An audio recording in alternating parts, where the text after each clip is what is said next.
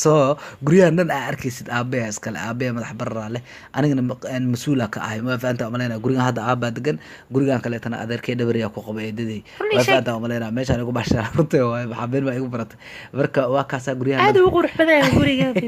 waa mahadsan tahay aabaheena maxaan rabay inaan kuu sheegay kuwaan ku tirsan magacooda arkis maala isha kuwan oo dhirta iyo waxaas ku qaabilsan agrikis ala oo agrikis naftirkooda waa geeskaas maaragtay aabahay jooga maanta haa dab ka gadaalay xataa anaa degan caadi u deganahay marka anaa ka mas-uula waxaas oo dhan arkistina xanaga xaggaa ku sameynaa maya waa agrikis waa maasan tahay marka qof yahay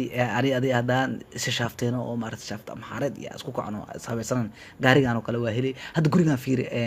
adeerkaya degan iyo eedaday mana u teganaya maala ku dhahay hal mar nagiyaa soo fiirinayna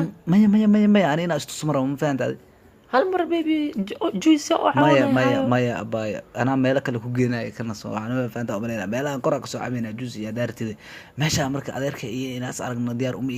marka ani koraa ku geena kaaraana kasoo cabayna biyo fahantaa wariya madax barar leh cunugu meesha maxaa guriga adeerka intuu ku leeyahay iga tag soo adiga ninkaan ma garanaysa maxaa culus oo eedadiisa iyo adeerkiisa inta degan gaarigan ayadaa leh marka gurigaas kalena culus oo aabihiisa deganay maxaa qaldan adiga waa beentiis waxa ya maxas ma jiraan waa garanaani meel oo degan mala waa beentiisa asi ma lahan wax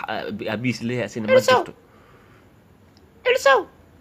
ma garan wuu carrarinaysa aw culus oo sheegaysa culusow wah adina isku darsa baxna waa waalantii labadiinaba